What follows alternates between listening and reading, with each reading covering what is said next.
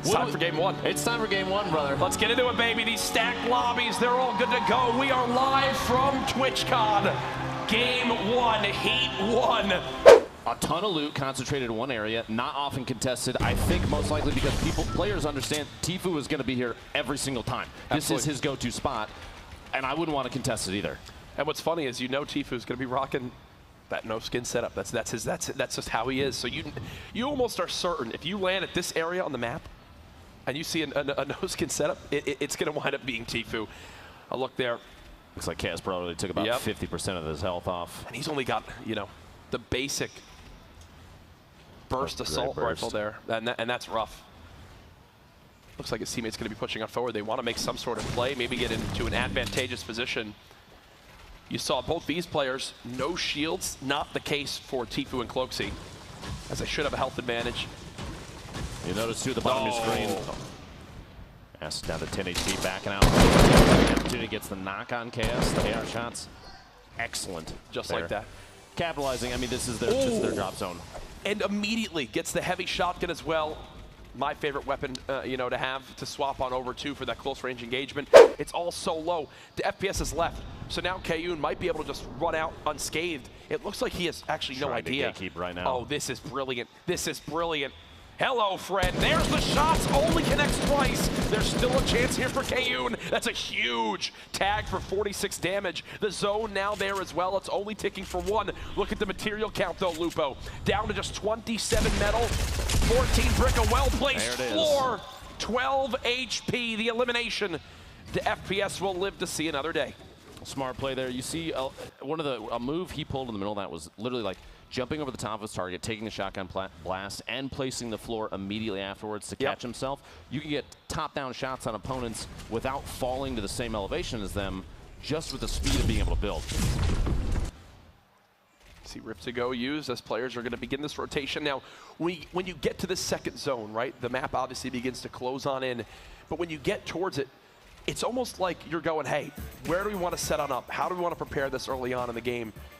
You see, with the Rift to go, it looks like they're going to try to get far, far in towards this zone, set up early on, build up some of those one-by-one structures, some protection. Again, we're going ahead and getting the elimination feed here for you guys here soon, getting that all worked on out. But back over towards Retail Row, everyone who moved on in early looking to gatekeep players who have the zone at their back. The Make It Rain bonus still active for another 3.5 minutes. You see there, Giganza and Vilex now. This is what I'm talking about with these quick edits. See how they just keep claiming areas? You don't want to just have one little one-by-one, and look at the shields in the inventory. 2 big shields, too many shields. He's already popped a slurp, and he has a chug jug as well. All sorts of healing as the game goes on. It's an interesting thing, too. While he's trying to recover there is a team immediately adjacent to them, just taking shots, trying to knock these walls out and take possession. They're doing a really good job. One of the techniques they use is editing a window into one of the sides, then immediately resetting it so that they can see through as the wood, or whatever structure type it is, whatever material it is, as it rebuilds. Because being able to edit peak was removed quite a while ago. You see there the gray squares taking up all the vision that you would normally have. Instead, they can kind of just do a quick reset. The shots trading back and forth there. Giganza looks like he's knocked down, which means Vilex has to take an opportunity here. Sneaks some shots. He's trying to edit his way out, but couldn't quite get it. Kevlar and Bluehawk. Jeez. Securing. Look at it's just apparently it's like chug jugs just everywhere that are on the ground. I got minis on me. You hear that? Minis on me. Chug jug. I'm popping all these. Chug jugs they're a double-edged sword because late game.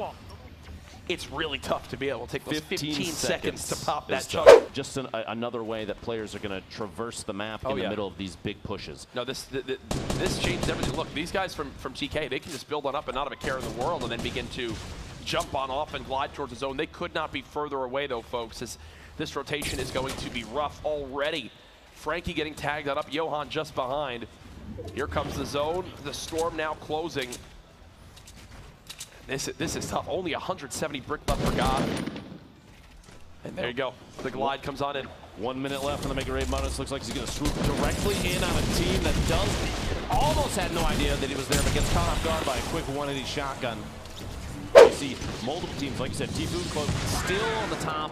He's got the heavy sniper as well. My gosh, we've seen what Tfue can do with this weapon. Ooh, Just barely misses that shot. Team rotating. Now the Make It Rain bonus area did just end. We'll have updates for you guys at the end of the game of who winds up taking that home, or if someone winds up taking it home. Yes, that is very key. If two teams tied on elimination count, they're going to roll over to the next game. Tfue gets a shot there on Flowers, gets the elimination. Absolutely 3 for this squad. That should be a point now for Tfue and Cloak. See, they are on the board. Remember, Cloak got those first 2 eliminations. It's now, I believe, it's almost time for them to go. Now that heavy sniper is more than just a utility for getting eliminations at range. You'll see if we get to the late game and Tfue is built up directly next to someone, they'll use it as a breaching tool too, because it will one-shot any surface that a player builds up. Now, there's that Cloak, the Tfue and Cloak can go for the deploy on the glider there, try and get immediate height advantage in the team underneath. These guys are, they always, I feel like, have a top-down view of everybody. But big this shots time, on Tfue. He just got rocked right there. Gonna go ahead and pop these minis and the slurp. We'll put him at around 145 total HP in there. Great use of bandages. The slurp will, if he can get these bandages up to 75, the slurp will fully get him back at 200 HP. Cloak just protecting him right now. Do everything he can while Tfue's trying to heal back up. And it looks like there is a team pushing up immediately to the northwest. They're going to build up. Now, because of the glider change, these fights can play out a little differently than we've seen in the past. A lot different. Tfue and Cloak, if they feel like they're going to get shot down, maybe somebody's going to get the height advantage on them, they could just jump off and glide away. Yep. Everyone is still moving. You can see in the top left of the screen for a moment there, people still stuck outside the zone. Tfue and Cloak trying to make their way inside, building up just each layer one at a time, and even a window there in case they need to cover each other through the layers. Just trying to take as many shots as they can. This 8 damage zone. This 8 damage zone. Multiple players going down to the zone. You see in your feed there. Mr. Gubber gets a double there. General Vicaros goes down. And look, only 20 players left now. Tfue gets the knock on the Mars. A great shot from Mitro, who had one of the best plays. You see 5 eliminations, and now everyone gets brought up by the Rift to go, and this will completely change it. They're going to try to just slowly float on down. Look at all the little builds there are. They know exactly which box they want to land on in. 16 players left.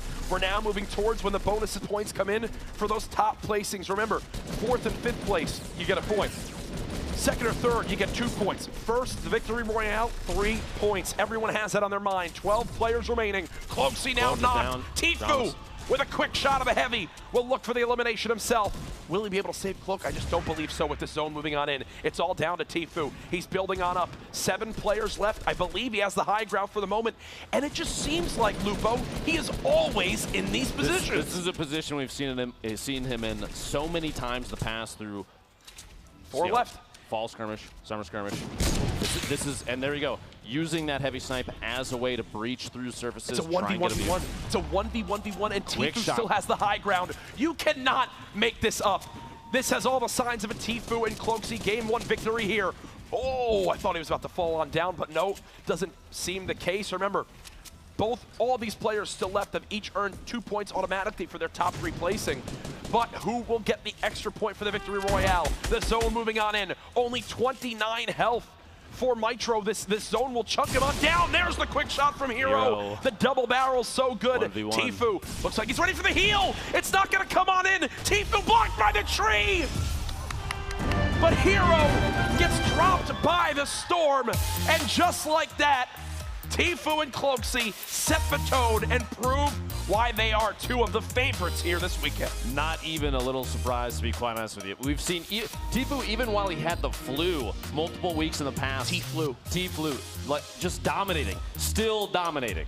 Absolutely wild as this man is able to clutch it on up. You see the fist bumps and the pop off there from Cloaksy, the excitement coming on in. What a great start here to the weekend. So many players stacked that up, but look, 20 minutes in, there was 49 players left. 5 minutes later, we have a winner. That's how crazy the ending zones are. Here it is again. Hero was so low. You saw Tfue popping those bandages. He got absolutely rocked by that double barrel, but he got the bandage off in time, didn't get ticked by the storm, and there's the celebration from Tfue. And now, you've got to think, how many points did they just earn? Did they wind up getting a full 6 from that? How many limbs did they wind up finishing with?